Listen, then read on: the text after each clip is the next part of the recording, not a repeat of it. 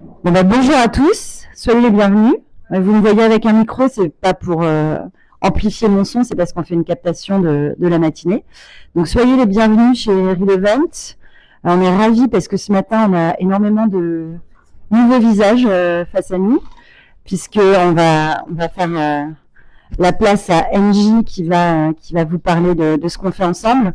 D'habitude, on a beaucoup de marques de retail, de cosmétiques, et donc on a choisi cette date exprès parce qu'avec le lancement des soldes, on était presque sûr qu'ils ne viendraient pas. Mais on a quand même quelques personnes qui ont fait le déplacement parce qu'ils tenaient à être là et on les remercie. On verra après.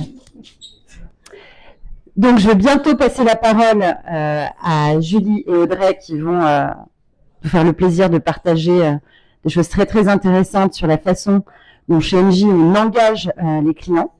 Je ne vais pas partager les résultats maintenant, mais pour ceux qui se réveillent la nuit en pensant au churn, il y aura des choses très intéressantes à la fin. Tout le monde ne connaît pas Relevant, je pense, dans l'audience, puisqu'on se rencontre. Donc, qu'est-ce qu'on règle? Quel problème on règle chez Relevant? On règle un problème qui s'appelle la personnalisation. Donc, tous autant que vous êtes dans vos entreprises, vous disposez de millions, de terras, de gigas de données, que ce soit des données clients ou des données métiers, des données produits. Et aujourd'hui, la plupart du temps, ce que vous faites pour gérer ces données et au mieux personnaliser vos communications et vos interactions avec les clients, c'est de la segmentation. Donc, c'est ce qu'on fait depuis des années, de la très bonne segmentation parfois. Et ce qu'on veut régler et ce qu'on veut hacker avec Relevant, c'est réussir à faire de l'individualisation.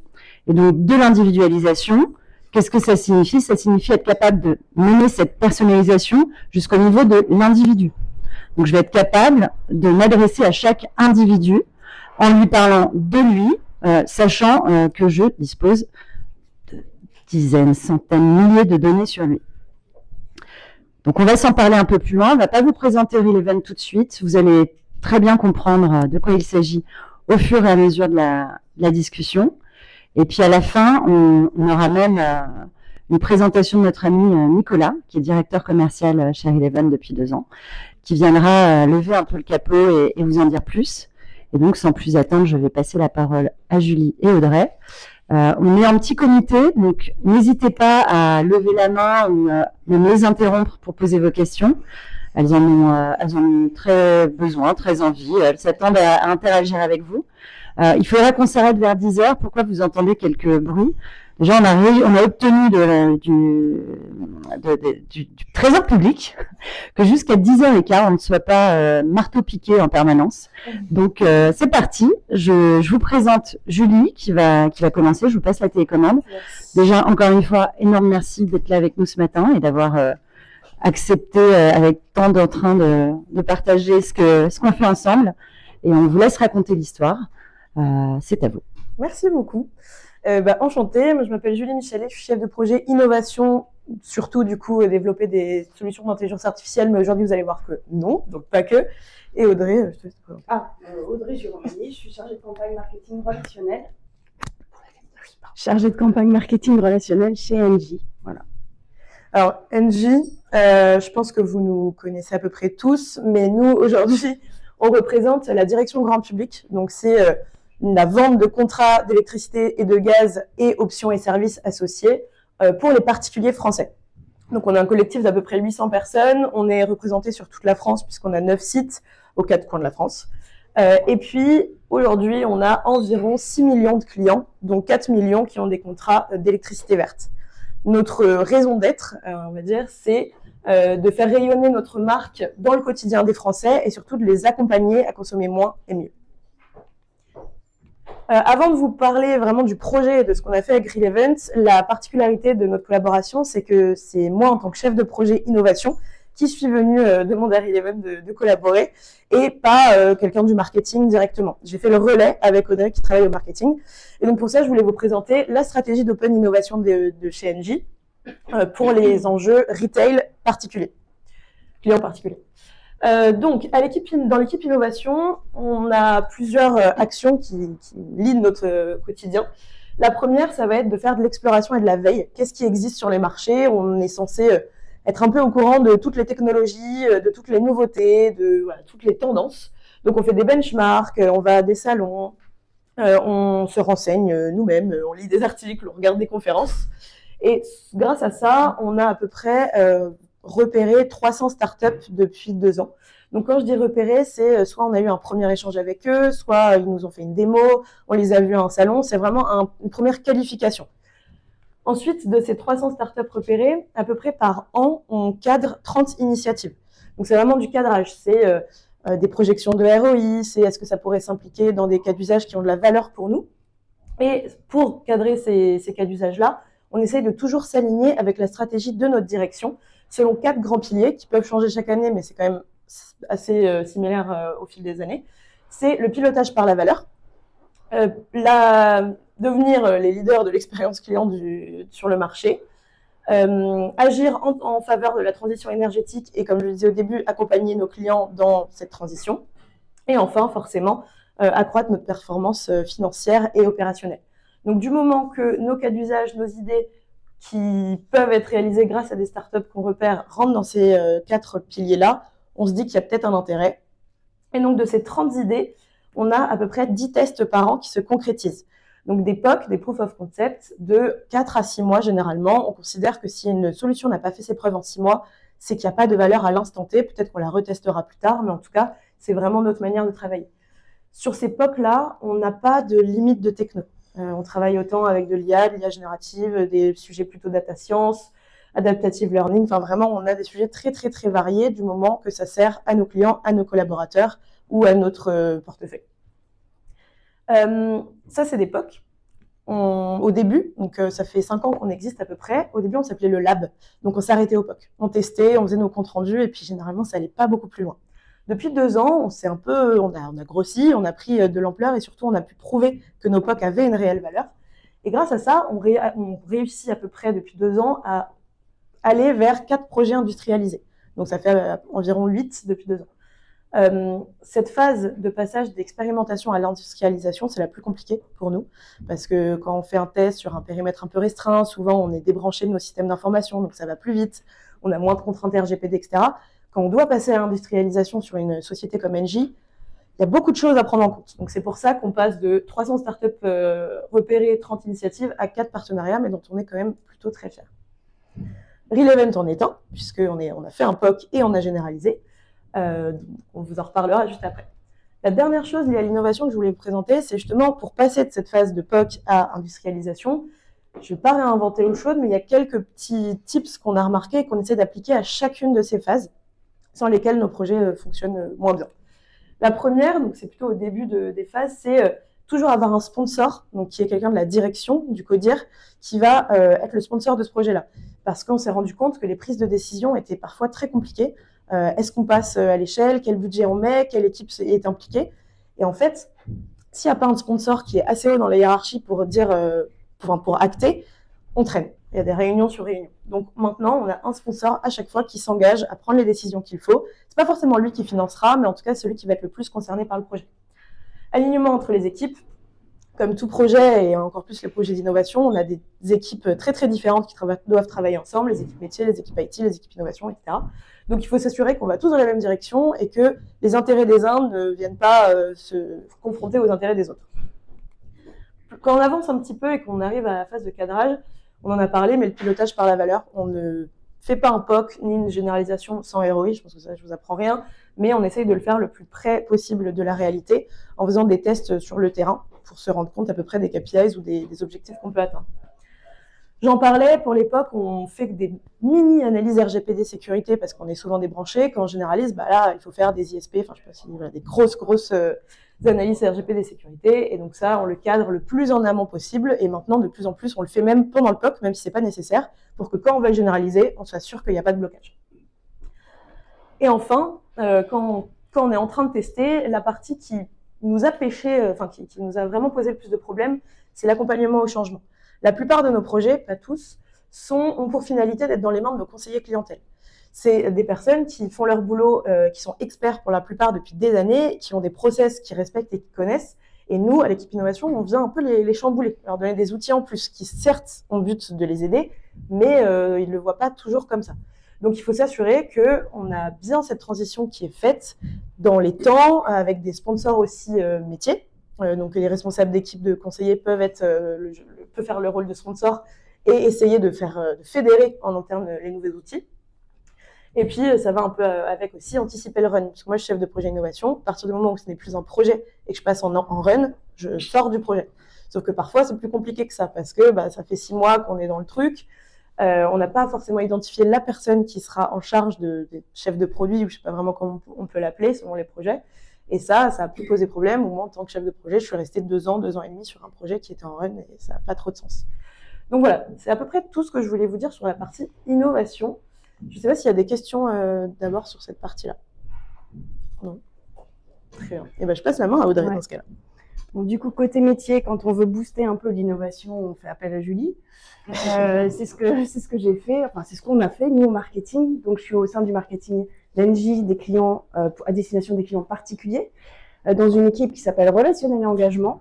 On est à peu près 28 personnes à la manœuvre pour accomplir 3 missions. Donc, la première, c'est de définir et de piloter les campagnes commerciales et relationnelles, email, SMS et print à destination de nos prospects et clients pour améliorer la relation de la marque. Une deuxième mission qui est de se différencier évidemment sur le marché et de réduire le churn grâce au rayonnement du programme d'engagement. Je vous en parlerai un peu plus tard de ce programme. Et enfin, analyser les causes du churn et piloter les stratégies permettant de le diminuer. Voilà les grosses 3 principales missions de notre équipe.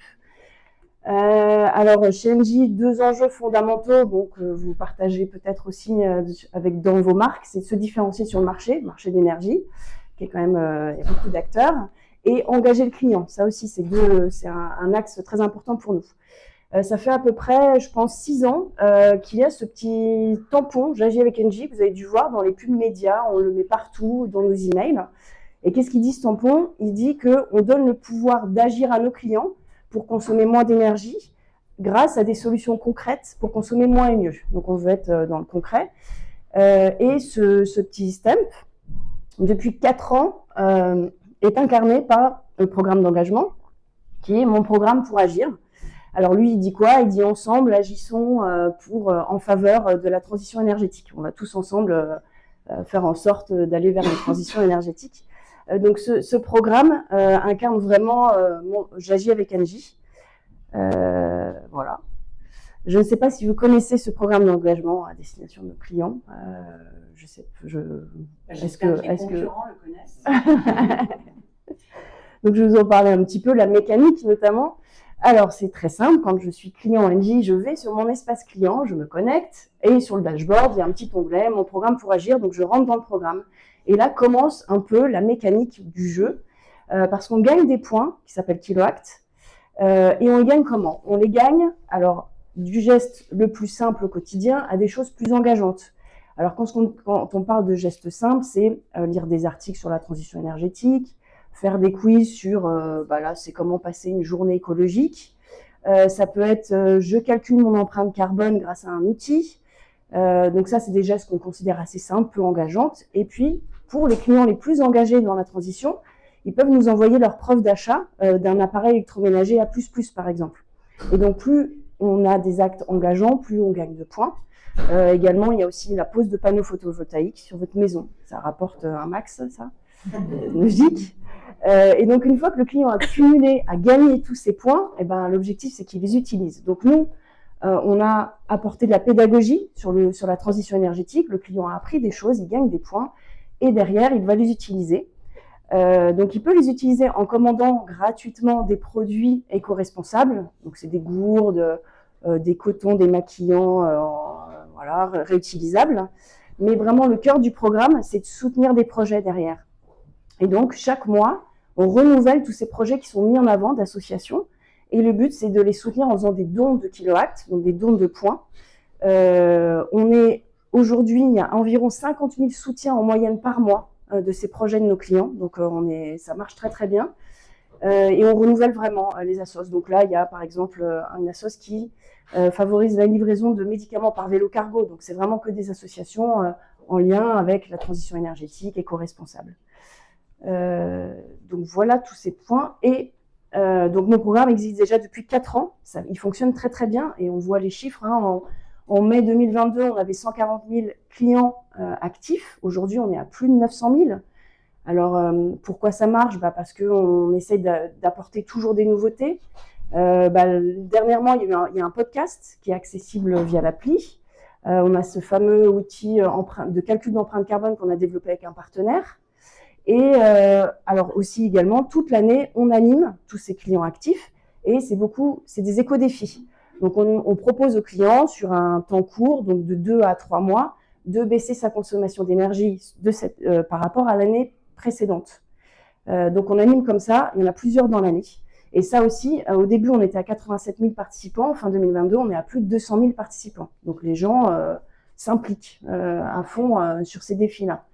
Et puis, on est un petit peu fiers. Enfin, je ne sais pas si vous avez vu la campagne pub d'avril dernier, parce qu'aujourd'hui, du coup, grâce à ce succès, on peut affirmer qu'on est le premier programme qui récompense ceux qui consomment moins d'énergie. Et on est ravis de pouvoir porter ce message-là. Et oui, du coup, ce programme, alors qui est dans une mécanique de jeu, donc en gros, c'était quand même l'exemple parfait pour le POC Real Event. Et voilà. Et Julie va compléter. Ouais.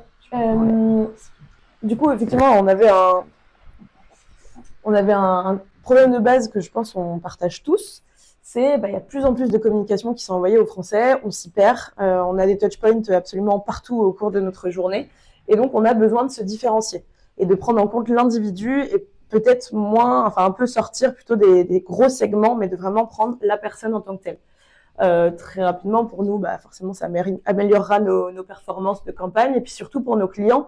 Tout à l'heure, on a vu qu'un de nos objectifs était d'améliorer leur expérience. Là, au moins, on est sûr qu'ils recevront des campagnes qui leur ressemblent et qui les intéressent. Donc, je laisse la parole. Merci beaucoup. Alors déjà, merci beaucoup de nous avoir amené aussi loin sur la partie marque de préférence. Parce que par défaut, on pourrait se dire que l'énergie, finalement, c'est pas un produit. Déjà, c'est pas un produit qu'on peut palper. C'est pas un produit qu'on voit et avec lequel on a des grandes émotions. Et donc, être capable de quand même aller générer justement cette relation et ces émotions auprès de ses clients. Vous l'avez fait. On va voir les résultats, mais c'était passionnant la façon dont tu l'as raconté, Audrey. Et pour revenir à comment on le fait. Merci d'avoir introduit Julie. Donc, on vous a dit, vous avez plein de données, vous avez plein de clients. Comment on va réussir à faire cette individualisation? Donc là, c'est une petite coupure pub, un peu technique, mais pas trop, promis, je vous la fais courte. Donc, qu'est-ce que c'est que Real Event? On va se connecter à toutes vos sources de données. On l'a vu tout à l'heure, donc ça peut être des données clients à travers le CRM, la navigation, mais aussi des données spécifiques qui peuvent être la météo, une géolocalisation, tout votre catalogue, toutes vos offres et évidemment tout ce qu'on sait déjà du client en termes de transactions. Pourquoi pas également des avis clients, puisque là, on se parle d'une marque qui est une marque préférée avec un programme incroyable. Et donc, on a développé des connecteurs avec toutes les solutions du marché, donc qui vont aller capter cette donnée. Derrière, qu'est-ce que c'est Real Event? C'est le moteur qui va mimer toutes ces données pour aller créer un asset visuel.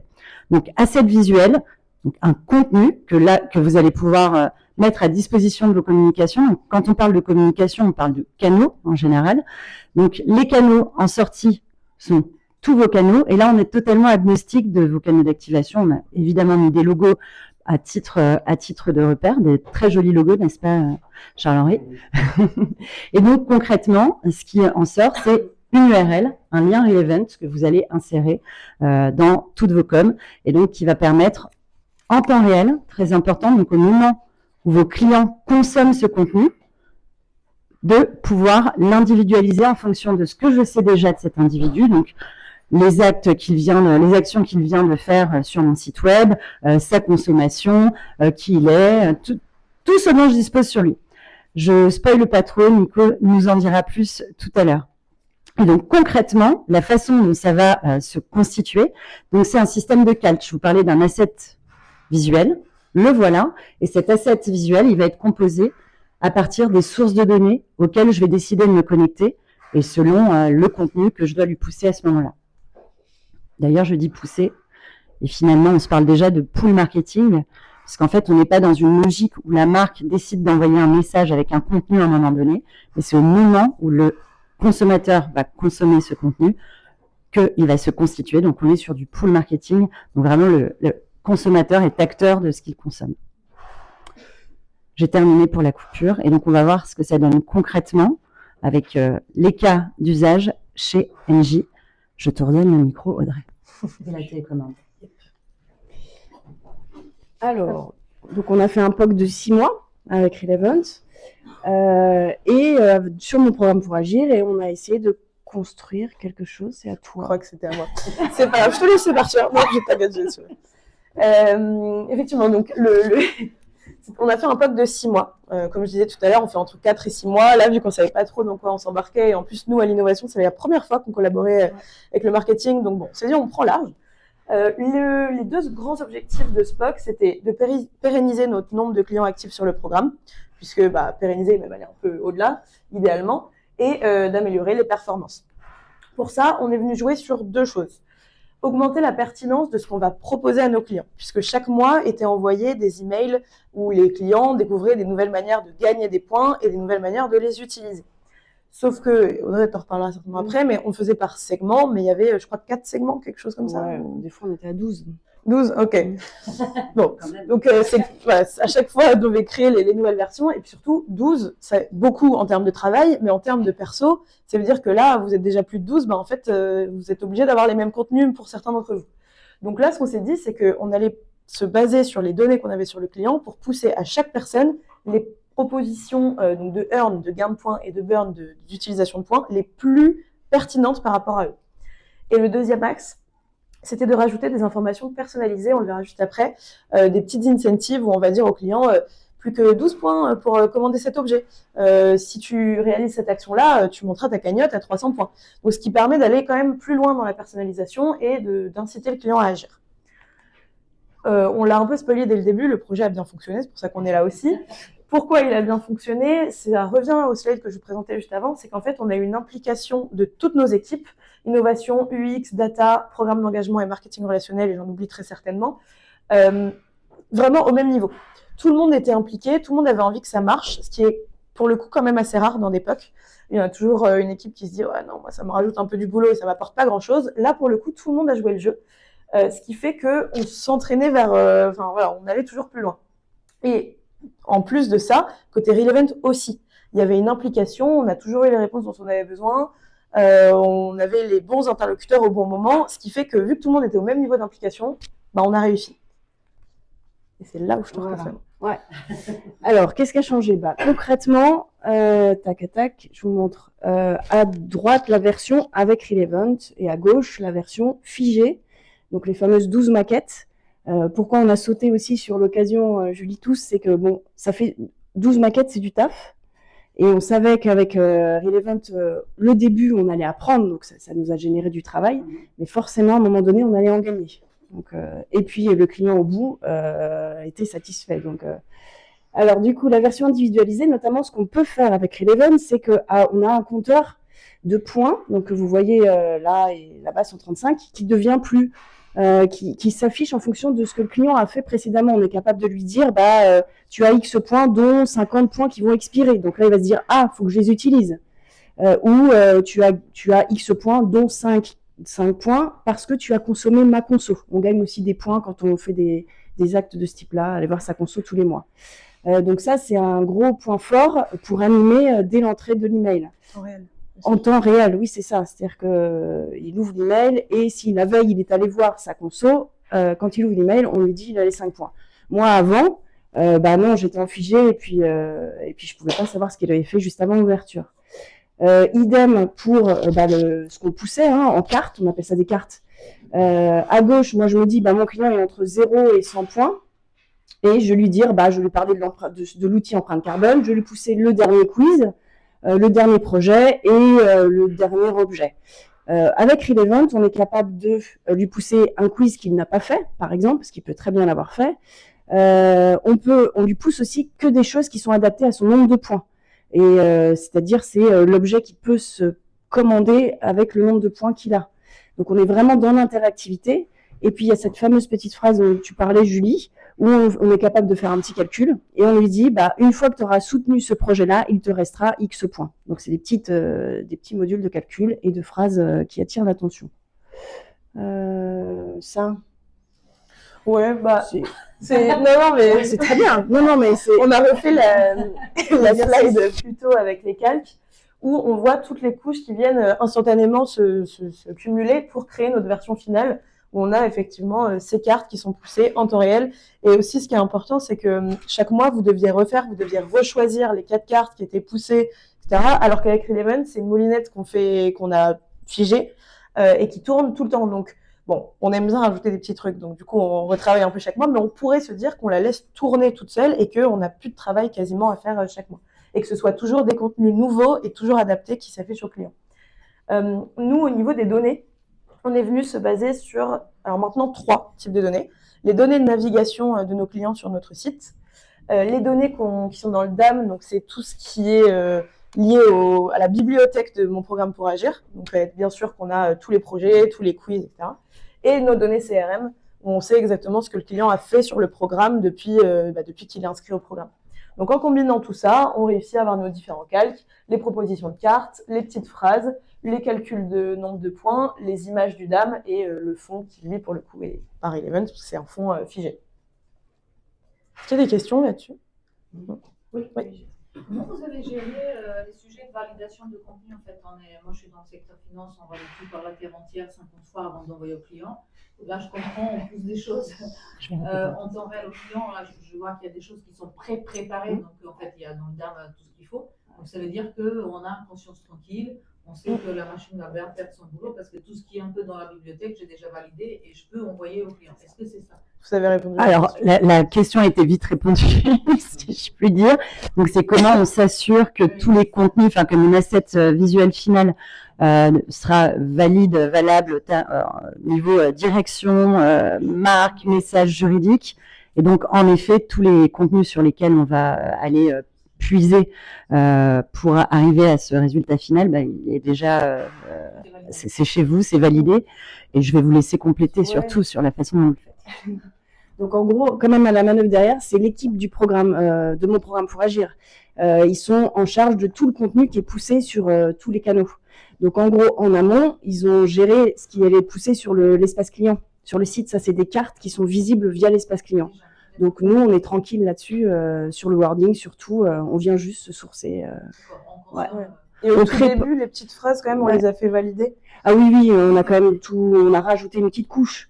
Donc, on fait toujours valider dès avec l'équipe nos phrases. Mais c'est là où c'est facile. Et on vient se plugger directement sur l'espace client, alors qu'avant, on était maquette à plat. On reproduisait toutes les cartes en design, en HTML. Enfin, c'est magique, ça se remplit tout seul. On a plus rien. Non, mais parce que là, vous voyez, il y a le titre est basé dans le DAM, la photo aussi, le bouton accéder légalement, les nombres de points. Ouais, tout. Donc il y a aussi ça, quand il y a des points qui sont modifiés parce qu'on veut mettre une action un peu boostée ou quoi, ça vient automatiquement aussi se mettre à jour. On n'a pas besoin de se dire, mince, en fait, cette action-là, elle vaut plus 300, mais 400. Après, le travail qu'on ne faisait pas et qu'on fait, c'est le workflow derrière. Oui. Voilà. Donc, c'est définir ce qu'on pousse à qui en fonction de son profil. On définit quand même une scénarisation en amont. Donc, voilà. Mais peut-être que tu en reparleras. Oui. En termes de touch points, c'est uniquement sur l'email ou... Magnifique. Je me permets. Merci Marie-Adélaïde. Donc, en termes de touchpoint, aujourd'hui, avec NJ, on travaille sur l'email. Mais je vais prendre la responsabilité qu'on ne réponde pas maintenant et qu'on attende 2 slides. Ça vous va? Oui, très bien. C'est bon. Du coup, donc, comme je disais, c'était un POC de 6 mois. Et en 6 mois, on a dû quand même bien travailler pour qu'on arrive à prouver qu'il y a une valeur. Donc, ce qu'on a fait, c'est qu'on a fait par itération, parce qu'on ne pouvait pas faire tout d'un coup. En plus, on a commencé en juillet. Donc, on sait tous que quand on commence des gros projets en juillet, il y a au moins 2 mois qui sont un peu... voilà. Donc, on a commencé par l'ancienne maquette, qui est beaucoup moins visuelle, beaucoup moins, qui parle moins. Mais on s'est dit, c'est pas grave, on fait une première version un peu dégradée, on voit si ça fonctionne. Et dès septembre, on est venu passer sur cette maquette-là. Pour info, on a eu des stats qui ont explosé, qui ont très très bien performé quand on est passé à cette maquette. Et on a eu un retour de notre direction qui est mais ouais super, est-ce que c'est vraiment l'individualisation ou est-ce que c'est que vous avez changé un joli visuel? On a fait un A/B test et on s'est bien rendu compte que c'était effectivement l'individualisation, même si le visuel avait un petit jeu, mais que voilà. Donc on a vraiment prouvé. On a fait 2 maquettes. Je crois qu'on verra après, avec ce visuel-là, une individualisée, l'autre non, et on s'est bien quand même rendu compte que c'était la version individualisée qui performait plus. Donc, ensuite, on a testé des fonctionnalités de Relevant, notamment le live polling, c'est des sondages en temps réel. Ça, c'est un grand enjeu pour nous parce qu'on peut s'adresser à nos clients. Déjà, eux, ils voient en temps réel qui a répondu quoi, avec des pourcentages. Et surtout, le mois d'après, on peut réutiliser les réponses de nos clients pour aller encore plus loin dans la personnalisation. Donc nous, on leur a demandé, avec leurs points, est-ce qu'ils préféraient soutenir un projet ou commander un objet. Et du coup, en fonction de ce qu'ils avaient répondu, le mois d'après, on a poussé aux clients qui voulaient soutenir un projet, plus de projets, et aux clients qui voulaient commander un objet, plus d'objets. On a testé aussi sur une autre cible en cours de route, puisque là, c'est des emails qu'on envoie uniquement à nos clients actifs. On s'est dit, est-ce que ça peut pas réveiller un peu des inactifs, puisqu'on sait qu'on va leur parler de choses qui leur parlent plus.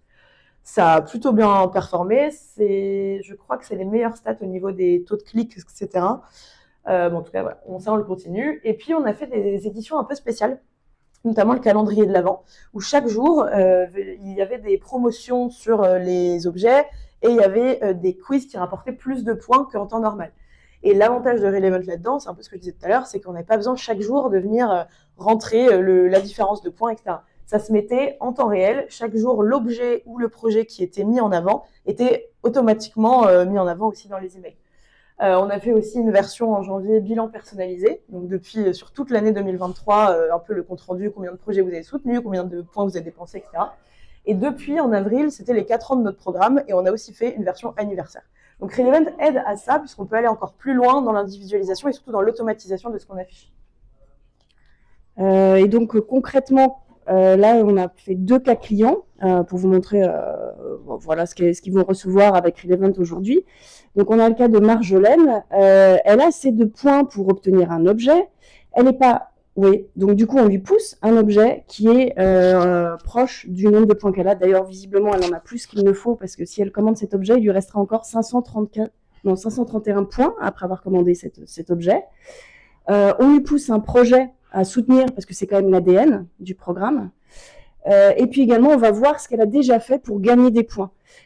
Visiblement, elle est au niveau 2 des minutes vertes et on lui pousse un quiz également pour gagner 20 kiloactes, un quiz qu'elle n'a pas fait.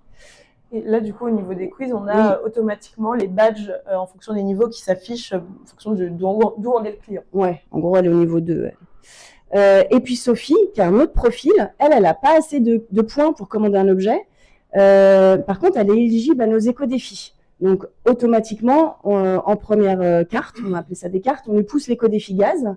On lui parle des minutes vertes parce qu'elle ne les a pas commencées. Donc, on lui dit, tu peux gagner encore des points en faisant les minutes vertes. Et puis derrière, quand même, on lui pousse un projet à soutenir et un objet qu'elle pourrait commander puisqu'il lui manque 213 points pour commander cet objet. Donc, c'est vraiment adapté à chaque profil client. Je pense que les résultats, c'est peut-être ce qui vous intéresse le plus. Nous, on a décidé de regarder surtout 3 KPIs. Alors, on en a suivi d'autres, mais on ne va pas trop rentrer dans les détails. Mais c'était le temps de lecture, le taux de clic et le taux d'interaction avec le programme. Le taux d'interaction avec le programme, c'est entre le moment où le client clique sur une zone Relevant, est-ce qu'il vient faire quelque chose dans notre programme? Est-ce qu'il vient dépenser des points, gagner des points? Au niveau du temps de lecture, on s'est rendu compte que les versions qui avaient la technologie Relevant, on avait une augmentation de 75% du temps de lecture. Donc, alors, j'ai plus les chiffres exactement en tête, mais il me semble qu'avant Relevant, il y avait une majorité de personnes qui passaient moins de 8 secondes sur les emails, c'est ça? Ouais, c'est ça. Il y avait 40% qui passaient plus de 8 secondes et on est passé à 75% qui passaient plus de 8 secondes, quelque chose comme ça. Donc, s'il reste plus longtemps, c'est que potentiellement, ça les intéresse plus. Le taux de clic, on a augmenté de 60% notre taux de clic. Donc pareil, ça intéresse. Et surtout, le plus important pour nous, c'est le 3e, c'est OK, il passe plus de temps, OK, il clique, mais derrière, nous, ce qu'on veut, c'est de l'interaction avec le programme, sinon ça n'a aucun intérêt pour nous. Et on s'est aussi rendu compte que 2/3 des clics qui étaient effectués dans les emails avec Relevant menaient à une vraie interaction avec le programme, au moins une. Et d'ailleurs, on se rend compte que les clients font plutôt entre 2 et 3 interactions. Donc, ils vont lire un quiz, commander un objet et lire un article. Et ça, c'est le chiffre clé pour nous, puisqu'on a des clics qui sont contextualisés et on a des mails qui intéressent assez nos clients pour vraiment réaliser une action à la fin. Et donc, Roulement de tambour, là. ouais. C'est un programme donc qui apporte beaucoup de valeur et surtout dans un marché concurrentiel, ça apporte vraiment une valeur ajoutée. Du coup, ce que ça apporte aussi, c'est que les clients recontractualisent beaucoup plus lorsqu'ils sont actifs dans le programme. Donc c'est un vrai programme d'engagement. Ah oui, tu fais révélation. Donc on est à plus de 48% de taux de recontractualisation quand le client est actif dans mon programme pour agir. Donc ouais, du coup, là, je pense que vous comprenez mieux aussi pourquoi est-ce qu'on a focus tout notre projet Relevant sur ce programme-là, parce qu'au début, on pourrait se dire, on vend de l'énergie, super, un programme d'engagement. Mais en fait, il y a un vrai lien entre nos objectifs métiers, enfin, nos objectifs plutôt business de baisser le churn et ce programme-là. Donc, pour nous, il a une vraie valeur et c'est important. C'est pour ça qu'on veut aller sur toujours plus de clients actifs, parce que, voilà, quoi, ça parle de soi-même. On vous applaudit pour le conférence. Merci.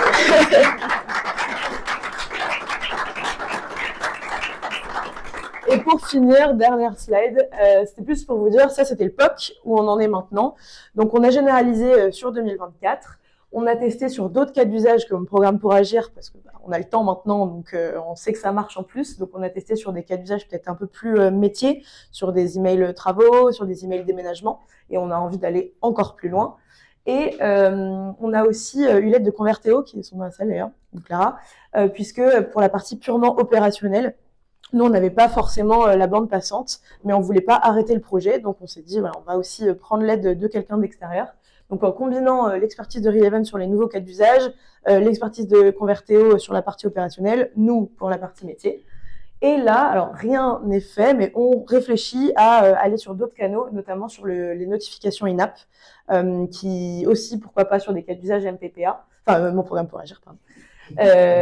Donc voilà, on sait que ça marche sur le mail, pourquoi pas sur d'autres canaux. Donc voilà un peu où on en est.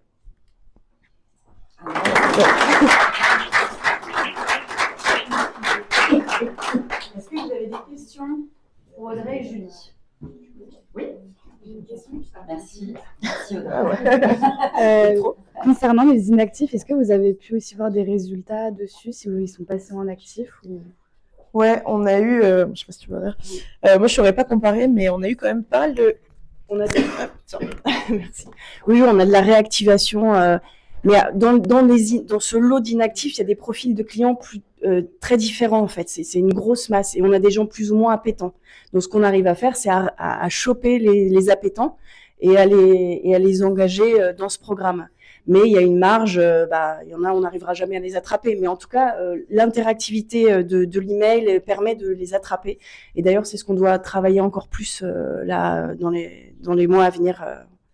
Ouais. Et dans la bêta, ce qu'on a vu aussi, c'est que, alors, on arrive à en réveiller, peut-être pas autant que ce qu'on voudrait, mais on arrive. Par contre, le taux de clic est vraiment meilleur chez les inactifs. Donc, ils vont pas forcément jusqu'au bout après de se réactiver, mais ça les intéresse quand même, donc on persévère. Est-ce que vous avez observé en fait un uplift par rapport à l'engagement de nouveaux clients, en fait, par rapport à l'enrôlement de ceux... Donc j'imagine que c'est un programme sans engagement et sans inscription, mais comment vous recrutez les nouveaux? Parce que vous avez dit qu'il y a 5 millions de clients, 6 millions de clients, aujourd'hui vous êtes à 900 000. Comment vous travaillez l'onboarding en fait? Comme limite comme nos scénarisations classiques de clients, c'est-à-dire qu'on insère mon programme pour agir dans, par exemple, on a une phase d'accueil de nos clients, donc nos clients arrivent et on commence à leur parler du programme, on leur explique comment ça fonctionne et puis petit à petit, alors nous c'est très, donc il y a la phase d'accueil et la phase vie du client, donc c'est après 90 jours et au fil de la vie du client chez nous, on lui parle de mon programme. Et on lui tend des petites carottes pour lui dire viens voir comment ça se passe, tu vas gagner des points. Donc petit à petit, on les attrape comme ça. Voilà. Les conseillers aussi, il me semble, à chaque contact avec un conseiller, que ce soit pour la souscription, mais même après pour la partie service client, le conseiller est censé en parler aussi aux clients. Donc on essaye de à chaque fois mettre des petites touches mon programme pour agir. Ouais, Et et là, on en parle l'implication de Relevant, en fait. C'est quelque chose que... ah oui, c'est presque du marketing. C'est-à-dire que, et en fait, le client ne sait même pas parfois qu'il a des points. Ouais. Donc, il y a tout un, voilà. S'il y a d'autres questions? J'ai une question aussi. Ouais.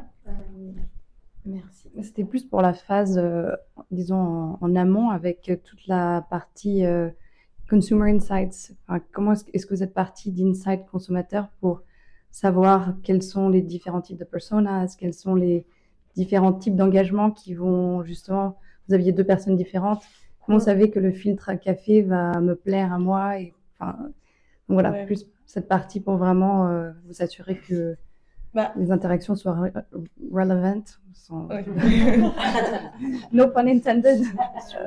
De base, en fait, on a surtout pris les premiers choix qu'on a fait, c'était des choix très logiques. Tu as assez de points pour avoir ce produit-là, on te le met. Tu as déjà réalisé ce quiz-là, on te le met pas. Donc des choses purement factuelles. Dans l'idée, ce qu'on avait, on l'a pas concrétisé, mais peut-être qu'on le fera, c'est de faire avec les navigations. On a des quiz, je sais pas moi, sur les panneaux solaires. Et ben, si un client a navigué sur des pages concernant les panneaux solaires, on lui affichera plutôt ça. Ça, on l'a pas fait parce qu'on n'a pas eu le temps d'avoir la navigation pendant le POC. Maintenant, on l'a, donc à voir.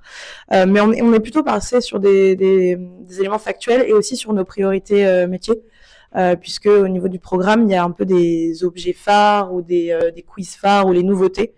Donc, on a principalement fait ça. Ouais, et puis c'est pas. L'idée, c'est qu'ils soutiennent des projets. Chaque mois, il y a 3-4 nouveaux projets. On les pousse et on veut pas non plus une offre énorme. En fait, on concentre un peu tout.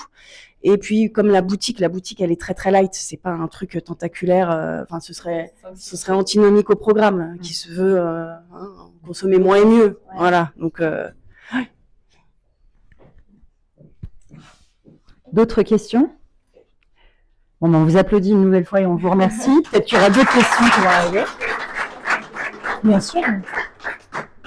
Bien sûr, bien sûr. Asseyez-vous, profitez. Si vous voulez un verre d'eau, vous levez la main, on vous sert. Ok, ben, par là. Au revoir, Pascal. Pour répondre à la question de Marie-Adélaïde, on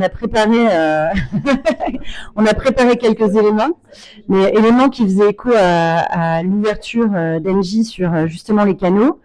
Et pourquoi on veut ouvrir sur ce sujet-là? Parce qu'en fait, vos clients, ils ne pensent pas du tout au canal. Quand ils interagissent avec votre marque, ils interagissent avec Engie, avec votre marque, avec votre offre. Et donc, le canal n'a aucune existence. J'aime bien paraphraser mon ami Nicolas qui dit: ma femme, ça fait 15 ans que je bosse dans le digital et elle sait toujours pas ce que c'est un trigger, un email, une notification.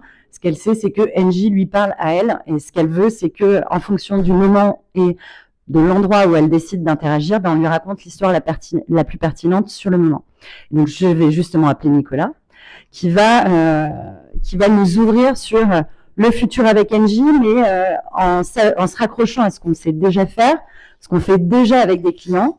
En l'occurrence, pour ceux qui étaient là l'année dernière, il n'y en a pas beaucoup, mais j'en vois quand même un ou deux.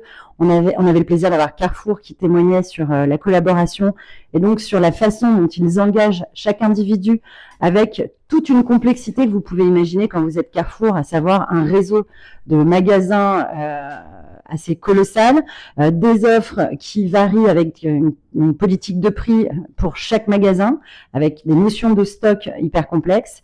Et donc, c'est Nico qui va nous raconter comment on pourrait projeter ça sur Engie en se basant sur ce qu'on fait déjà. T'es prêt, Nico? C'est parti. Ouais. Bonjour, bonjour.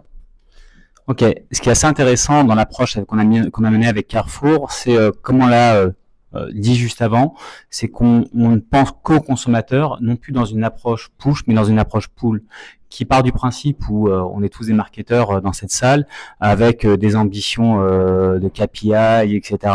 En réalité, dans la vraie vie, c'est le consommateur que nous sommes aussi qui décidons à un instant T d'interagir avec la marque. En partant de ce principe-là, donc c'est ce qu'on a mis avec Carrefour, avec beaucoup de complexité technique et data, et par rapport au sujet que vient de citer Sonia sur le sujet des stocks, des magasins, de rattachement, etc. Et l'objectif de Carrefour, d'autant plus avec un contexte, comme vous le savez, lié à la partie RSE qui arrête les campagnes catalogues papier que vous recevez dans vos boîtes aux lettres, il y avait un enjeu de comment je communique bien mes offres commerciales qui ont un très fort impact business dans les magasins. Donc là, le sujet, il est le suivant, en train de se dire comment aujourd'hui, j'ai mon email qui est entre guillemets figé ou avec un minimum de segmentation, mais avec beaucoup de travail opérationnel pour créer des versions par segment, ou comment derrière, j'automatise complètement la démarche de création de contenu en ayant une capacité de l'individualiser. L'individualisation, c'est un terme, c'est un mot, c'est un concept, vous voyez comme vous voulez, mais l'objectif, c'est d'utiliser toutes les données marketing qu'on a tous dans nos entreprises, mais pour les mettre à contribution du consommateur final. Dans l'objectif, en effet, derrière, de lui servir en fait un contenu qui va l'intéresser, premièrement.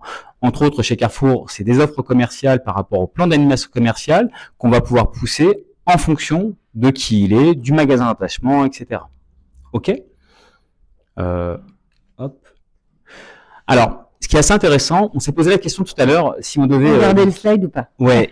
Et pour moi, il faut regarder cette slide-là parce qu'on monitore tous des KPI, etc. Par contre, il est très intéressant de voir le ressenti des consommateurs et comment ils s'expriment.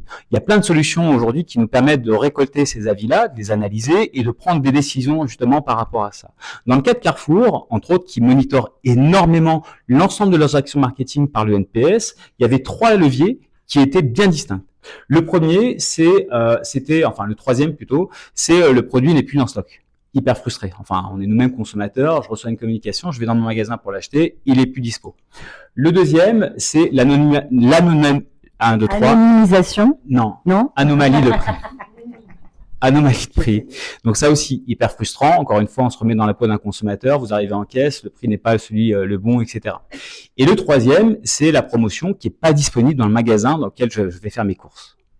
Donc ça, c'est des irritants qui sont remontés bien sûr d'un point de vue marketing aux équipes IT et qui rentrent dans une roadmap interminable alors que toutes les données sont là, toutes les informations sont là, qui est mon client, à quel magasin il est, quel est le stock, quelle est la promo, etc. Sauf que toutes ces données, elles sont soit silotées, soit dans des bases de données différentes, etc., etc.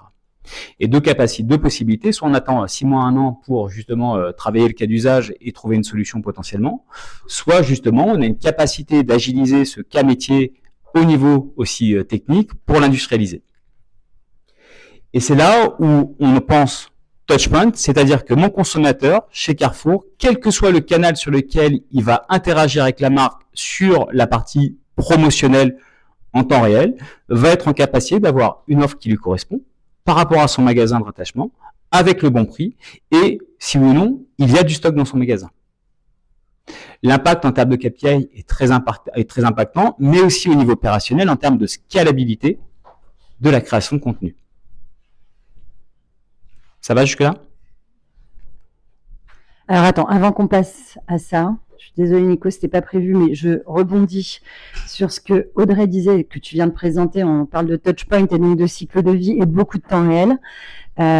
Tu parlais des kiloactes que j'ai acquis et mettons, j'ouvre un email que tu m'as envoyé 3 jours, mais je l'ouvre 3 jours après. Entre-temps, j'ai gagné des kiloactes. Il y a une notion donc de temps réel qui est hyper forte et qu'on sait très bien d'habitude montrer en démo. On n'avait pas prévu de démo, mais je pense que là, tu es obligé. On n'a pas prévu. On n'a pas prévu. Est-ce que vous voulez une démo? Oui. Ça prend. Alors, la démo, va chercher ton ordi. La démo. J'arrive. Nico va nous faire une démo. Et donc, en attendant, est-ce que vous avez des questions sur ce qu'il vient de présenter? Est-ce que vous saviez que c'était possible de faire ça? Qu'on pouvait faire ça? Non? Si, Faustine, tu le savais. Alors, j'ai pas besoin de me débrancher de rien. Normalement, s'il faut que tu te décastes. Je me décaste. Alors.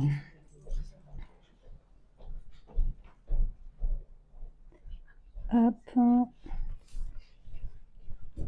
Je sais. Ah oui, c'est bon. Entre-temps, si vous pouvez combler par une question. Ouais, j'ai essayé. Hop.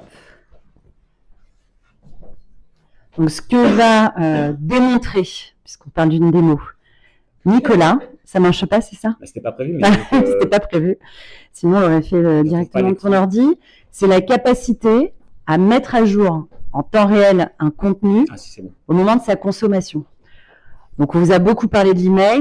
J'imagine que tu vas faire une démo email, absolument. Donc là, on est sur la boîte mail de Nico, qui reçoit toutes les communications de Kills. Et donc, Kills, en l'occurrence, c'est un de nos clients, puisque ça fait partie du groupe L'Oréal. Et donc, c'est un client avec qui on travaille depuis un moment. Et on a plein de choses très intéressantes à montrer. Tu choisis l'email? Ouais. Alors, le cas d'usage, volontairement, on le veut relativement basique, mais vous allez voir qu'il faut le projeter dans vos marques et surtout pour un consommateur final, comment il peut avoir une expérience fluide avec justement un point d'interaction. Donc ici, j'ai pris volontairement un email du 15 mai sur lequel on va gérer toute la partie offre en bas de l'email. Ok, c'est relativement simple. Ce que je vais faire, donc, hop, je vais aller sur le site de Kills. Je ne suis pas un robot. Et ce que je vais faire, c'est que je vais naviguer. Je vais prendre des produits pour les cheveux.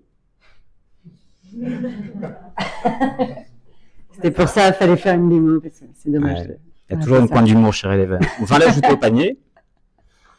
Je vais aller voir d'autres produits que je vais aussi ajouter au panier. Hop, et je vais aller voir un dernier produit, le sérum ici. Hop. Et j'ajoute aussi au panier. Et je m'en vais. Oui? T'es logué sur le site? Non. Alors en effet, c'est une très bonne question. En effet, je ne suis pas logué sur le site. C'est un point qui est très important. On peut rentrer dans les notions techniques, comment je peux identifier le consommateur, etc. Là n'est pas le sujet. Je reviens sur mon email. Et ce que je vais faire, c'est que je vais refresh mon email qui correspond à soit une première ouverture de l'email, soit une réouverture du même email, ce qui n'arrive jamais. Là n'est pas la question. D'autant plus que cette zone-là va être présente dans beaucoup d'emails de Kills. Et l'objectif ici, il est comme je vous l'indiquais tout à l'heure, de vous projeter en tant que consommateur avec un contenu qui va complètement s'adapter, petit problème de flux produit chez Kills apparemment, qui va complètement être adapté par rapport à ma navigation. C'est toujours les effets Bonaldi pour ceux qui connaissent la génération. Et donc, le contenu s'est adapté par rapport à ma navigation. Admettons que j'ai acheté un produit, admettons que j'ai, que j'ai fait un soin, que je sois sur une notion de replenishment parce que j'ai acheté tel produit plusieurs fois, etc. On va être en capacité d'adapter complètement le contenu en fonction du cycle de vie client. Ok? Normalement, il y a toujours des applaudissements à la fin des démos quand c'est Vincent qui les fait. Je sais pas si c'est... Ah! Tu les mérites, tu les mérites. Merci. Ah, par contre, il n'y a plus la... C'est bon? Ah oui, mince. Je t'ai partagé la presse hier soir par... si tu peux te mettre juste sur le que retenir, mais on va globalement y aller. Donc, on a terminé le gros de la présentation. Donc, on voulait juste terminer sur ce qu'il faut retenir de Relevan, puisque vous ne nous connaissiez pas forcément. Donc, ce qu'il faut retenir, c'est que Relevan, qu'est-ce que ça fait? Ça prend vos données pour les transformer en contenu totalement individualisé, donc avec autant de versions que vous avez d'individus, de contacts dans vos bases de données, et tout ça donc à grande échelle. Très bien. Et donc, ça, tu peux y aller. Et sur une multitude de canaux, on vient de le voir, on préfère se dire qu'on s'affranchit de la notion de canal, justement pour transformer les campagnes non plus en campagne, mais en touchpoint, en interaction véritable avec vos consommateurs. Ensuite, un peu plus concrètement, en termes d'implémentation, on est sur des projets qui sont relativement courts. En tout cas, pour mettre en place les premiers use cases, on est sur une moyenne de 5 semaines. Ouais, non, parce que ça peut, l'idée c'est pas on déploie pas un full scope comme à la Carrefour en 5 semaines. Les premiers cas d'usage sont là en 5 semaines, et l'idée c'est que, il y a deux sujets, c'est que je le dis très souvent, mais on apprend à marcher, après on apprend à courir, et bien entendu sur des cas d'usage. Et quand on travaille avec Engie, qu'on mobilise une équipe data, une équipe IT, une équipe métier, il faut aligner toutes les planètes. D'ailleurs, c'est un point que moi je tiens à souligner parce que c'est toujours une question humaine. Et on a vu aussi les équipes qui se sont mobilisées autour de ce projet et qui ont permis d'aller obtenir ces résultats-là, qui sont plus qu'encourageants par contre derrière et qui amènent aussi un entrain sur le sujet. Super. Et enfin, sur la partie KPI, on l'a pas mal vu sur le cas Engie. Donc, ce qui va être impacté, c'est la réactivité et l'engagement, la conversion évidemment, le panier moyen et la fréquence d'achat qui sont plutôt liés, et un KPI que vous aimez beaucoup, l'anti-churn. Donc, cette capacité justement à créer une préférence qui va faire que vos clients restent chez vous dans un monde où il est tellement facile d'aller à la concurrence. Et sur les impacts plutôt niveau métier, on en a beaucoup parlé avec Engie. C'est pas quelque chose qu'on a suffisamment mis en lumière durant notre prise de parole, c'est vraiment la productivité. On vous a parlé tout à l'heure des 12 templates qui passent à un seul et qui vont être démultipliés parce que chaque individu va recevoir une communication qui est unique. Donc, on divise par 12, ou j'imagine que vous avez plus de templates que ça dans vos marketing automation, et en revanche, on démultiplie l'effet puisqu'on s'adresse à chaque consommateur de façon totalement unique. Donc, ça apporte de l'innovation, évidemment, on l'a vu très précisément ce matin, une expérience client qui est augmentée, et donc pour vous, beaucoup plus de bonheur au travail, puisque vous gagnez du temps, vous avez des clients qui sont ravis et dont le NPS ne fait que grimper. Et moi, je fais juste un point parce qu'on a de plus en plus de clients ou de prospects avec lesquels on échange qui voient même Relevant comme du change management, dans le sens où l'outil permet de moins travailler sur des tâches opérationnelles, mais plus sur des aspects strat. C'est ce que vous avez très bien mentionné tout à l'heure, sur plutôt que de faire de la campagne pour de la campagne, c'est comment je reprends un peu de hauteur et comment je suis aussi dans mon job au quotidien capable de penser sur l'individualisation, de l'automatisation, des aspects data, des aspects métiers, etc. Et on en a terminé. Pour finir, ce qu'on préfère, ce sont nos clients avec qui on travaille pour certains depuis 5 ou 6 ans. Bien sûr, on va ouvrir là-dessus. Et si vous voulez rencontrer nos clients et si vous voulez nous revoir et si vous voulez voir un de nos autres clients prendre la parole, ça se passe la semaine prochaine. Mercredi, on organise un afterwork sur une super péniche. Et c'est Paris 2024 qui va présenter la façon dont ils ont en amont construit une base de données à obsolescence programmée, la façon dont ils ont pensé tous les parcours. Donc, pour aller engager, je peux pas vous donner les chiffres parce qu'il y aura un quiz en début de session, donc je vais pas spoiler ça tout de suite. Mais imaginez qu'ils doivent animer des millions de personnes à la seconde près, donc sur des programmes. Donc, chaque spectateur aura une journée très différente du spectateur d'à côté. Donc, potentiellement, je suis allée voir du basket le matin, je vais aller voir du tennis l'après-midi. Quel est mon plan de transport en fonction de la météo, en fonction, potentiellement, on est en France, d'une grève qui surgirait le matin même ou d'un horaire qui serait décalé en last minute. Donc, comment ils ont mis ça en place et quel est le niveau de pression qu'ils ont actuellement, parce que donc tout est prêt et bientôt on va appuyer sur le bouton de les spectateurs sont là et donc il faut être capable de leur parler, donc encore une fois, à chacun en fonction de tout ce qu'on connaît, si j'ai besoin d'un accès en fauteuil. Enfin, il y a tellement de paramètres. Ça va être passionnant. On va vous envoyer en suivi de cette matinée l'invitation pour ceux qui ne sont pas déjà invités. Mais évidemment, nos clients l'étaient déjà. Donc, le 3 juillet, c'est mercredi prochain, sur une péniche à partir de 18h. L'intervention sera à 18h45, 19h. Et ensuite, on aura un cocktail dînatoire networking. Vous pourrez rencontrer un maximum de personnes puisque on s'attend à être une bonne centaine. Donc, venez, ça nous fera plaisir de vous revoir à cette occasion. Moi, j'aimerais juste conclure sur cette slide-là. Vous pouvez voir, on a une très grosse coloration retail, mine de rien. Par contre, c'est très intéressant quand des industries autres que le retail commencent, je pense que le sujet est d'actualité, mais se penchent sur le sujet des consommateurs, comment on va les chercher, comment on communique mieux avec eux, comment on crée une relation aussi avec eux. Et Engie en est le parfait exemple. D'autres viendront, je l'espère en tout cas. Mais vous pouvez voir, même Paris 2024 en est l'exemple aussi. Et venez voir ce qu'on fait avec Paris 2024. C'est en effet exceptionnel sur un événement qui est worldwide en plus. C'est plus grand événement du monde. Donc voilà, merci encore Engie. Rien que ça. Et juste pour la petite histoire, les derniers JO à Paris, c'était en 1924. Donc il y a de fortes chances que les prochains soient pas avant 2124. Et je connais pas vos dates de naissance, mais je suis pas sûre que vous pourrez les écouter sur les prochains. Donc venez, en plus Julien est trop sympa. Et puis surtout, on a envie de savoir ce qu'il va faire après, parce que son job, c'est bientôt fini, en fait. Julien de Paris 2024. Est-ce que vous avez encore des questions ou on retourne de l'autre côté? Non, on retourne de l'autre côté. Merci beaucoup, c'est déjà fini, on n'a pas eu les marteaux-piqueurs. Et on remercie encore une fois Merci. Julie et Audrey. Merci.